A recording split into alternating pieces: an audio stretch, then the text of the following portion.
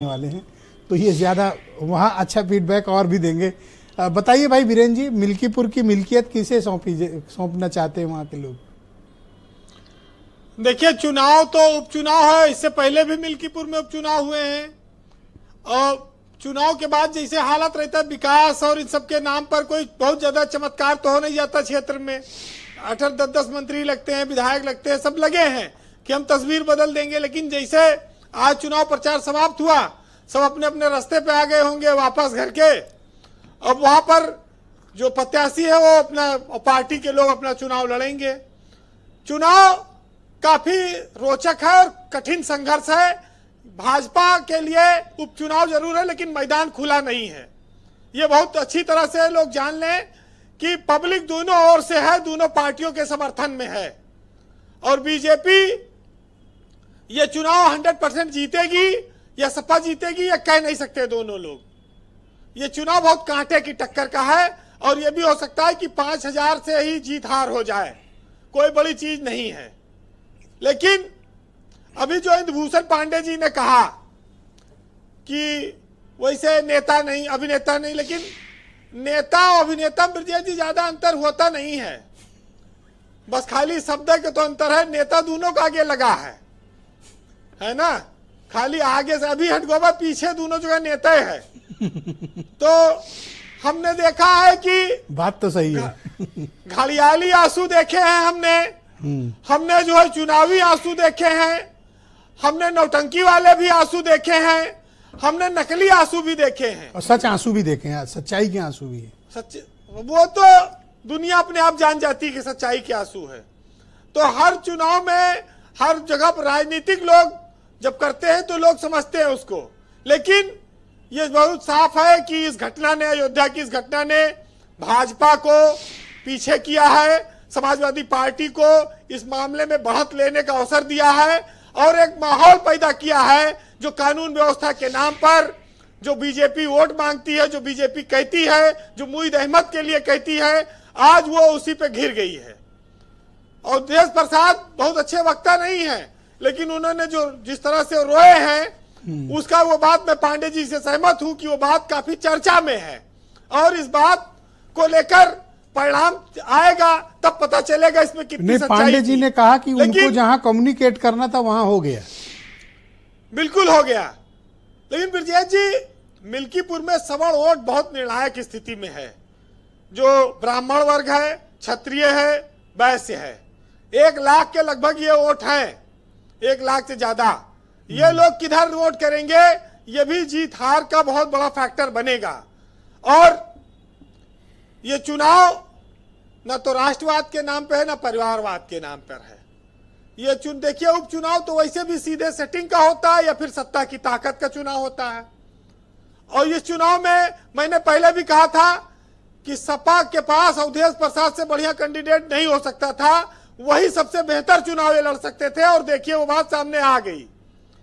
और परिवारवाद का आरोप भले लगा समाजवादी पार्टी पर कि वो बढ़ावा दे रही है, लेकिन अवधेश प्रसाद के अलावा किसी टिकट देते तो वो भाजपा के सामने इतना टिक के लड़ ना पाता। तो ये तो मिल्कीपुर में साफ हो गया।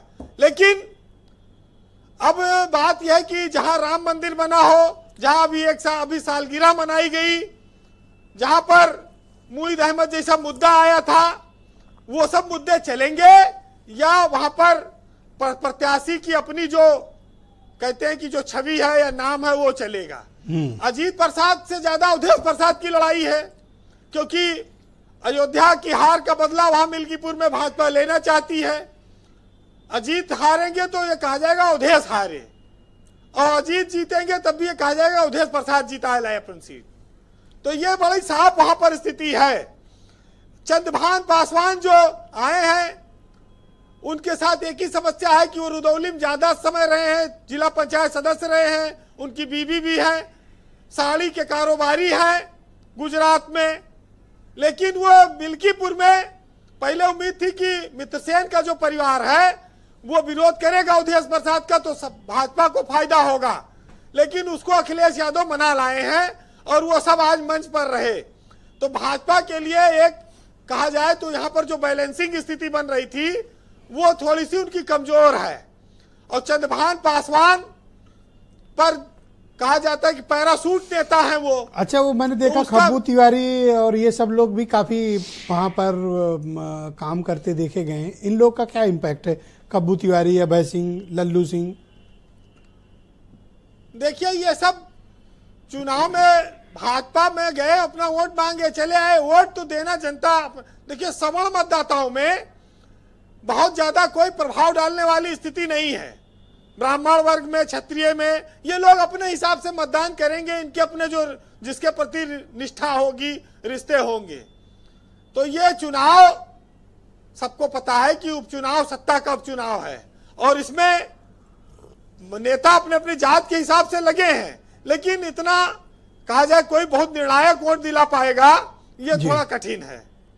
वैसे खब्बू तिवारी के साथ सहानुभूति है कि भाई उनको, वो चुनाव हार गए थे, भाजपा उनको एडजस्ट करेगी आगे कहीं, क्योंकि अब अभय सिंह भी उसी सीट से आ गए हैं भाजपा में, तो टिकट दो में से एक ही तो मिलेगा, तो कहां जाएंगे ये दो में से एक?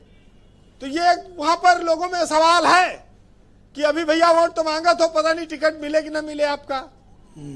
और दूसरा यह है कि मित्रसेन के परिवार का जो मामला था वो सपा ने अपने पक्ष में कर लिया जी। तो ये चीजें इतनी आसान नहीं है।